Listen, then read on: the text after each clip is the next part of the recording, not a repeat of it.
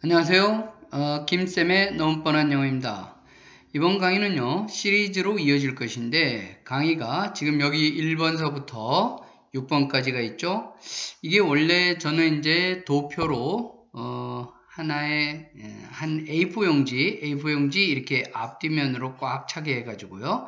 1번서부터 3번까지, 그리고 또 4에서 6번까지 이렇게 앞뒤로 해서 이제 코팅해서 제 학생들한테 나눠주는 그런 도표입니다. 그런데 이제 한 번 강의에서 이 6개의 도표를 설명하기 힘드니까 제가 이제 6개로 나누어서 여러분들한테 한 강의씩 6개의 강의를 시리즈로 연속해서 할 겁니다. 근데 이 도표는 어떤 구체적인 예문을 들고 있지는 않고요. 영어를 멀리서 바라보는, 즉 그래서 큰 그림을 보는, 그래서 이제 제 학생들한테는 영어의 큰 그림 이런 제목을 제가 붙여줬습니다. 영어의 큰 그림, 이렇게 해서 학생들한테 나눠주고, 글을 읽을 때 이 그림은 그림 또는 도표라고 할 수 있는데요. 이거는 글 읽기에 도움이 되는, 그래서 영어 문법을 6개의 도표로 한번 정리해 봤습니다. 자, 그러면 이제 첫 번째 문장의 세 구성 단위, 단어, 구절에 관한 도표를 보시겠는데요. 자, 문장의 세 구성 단위라고 했습니다. 단위, 이런 것을 조금 더 전문적으로 하면 linguistic unit이라고도 할 수 있습니다. 물론 이 단어보다 더 작은 단위는 자음과 모음인데요. 자음과 모음이 문법이라는 규칙, 그죠? 문법이라는 규칙에 의해서 단어가 만들어지죠. 그러면서 이 단어가 또 두 단어 이상입니다.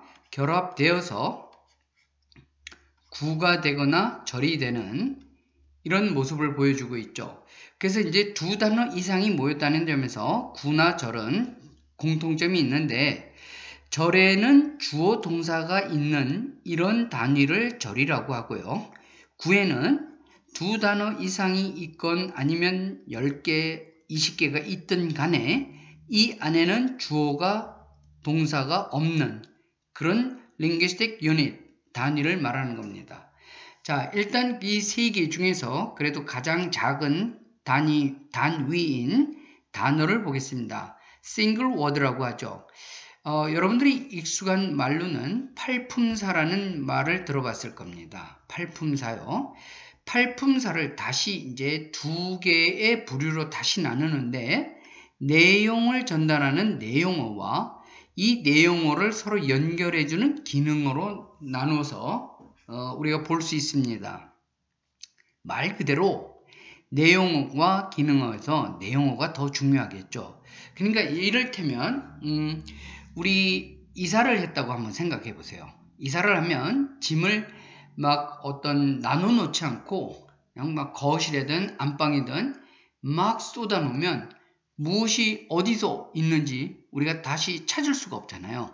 그래서 단어를 이삿짐이라고 생각할 때 이 짐을 8개의 카테고리로 나누는 겁니다. 근데 우리 짐을 나눌 때의 기준이 있듯이 이것도 이 단어를 8개의 카테고리, 범주로 나눌 때는 뜻과 기능에 따라서 나누게 되는 거예요. 그래서 이제 좀 더 구체적인 얘기는 앞으로의 강의를 통해서 할 것이며, 그래서 이제 이 내용어가요, 이 단어들이 아까 말씀드린 대로 어떤 규칙, 문법이라고 하죠. 이 문법에 의해서 두 단어 또는 세 단어가 서로 모이게 돼서 더 큰 단위를 이루게 되는데, 이 가로줄을 볼까요?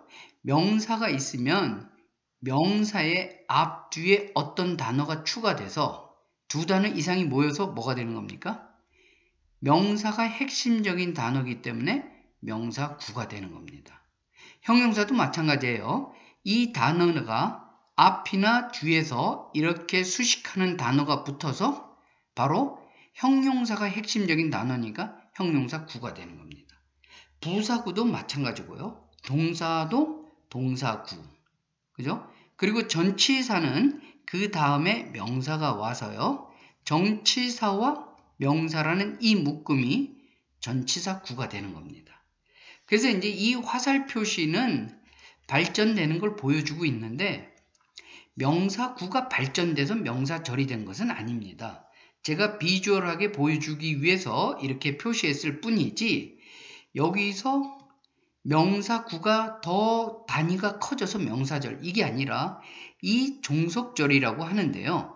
명사절, 형용사절, 부사절의 특징은 뭐냐면 이끄는 단어가 있고요.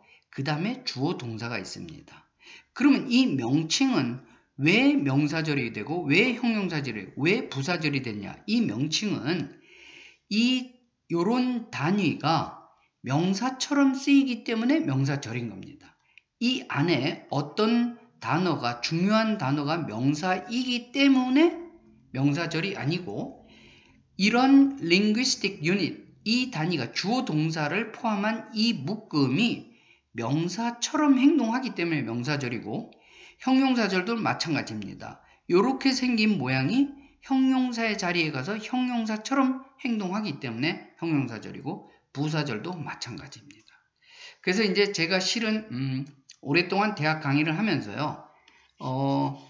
이제 어떻게 하면 문법을 좀 더 쉽게 가르칠 수 있을까 강의하면서 도중에 이제 어떤 생각을 했냐면 이것을 보통의 문법책에서는 단어만 다 공부하고 그 다음에 5구 5개의 구를 또 배우고 또 다른 챕터나 유닛에다가 절을 묶어서 배우는 이런 단위별로 배우는 식의 접근법을 기존에 많이 사용하고 있는데 저는 단위가 아니라 어떤 기능적인 측면에서 이렇게 가로로 명사, 명사구, 명사절을 다 배우자.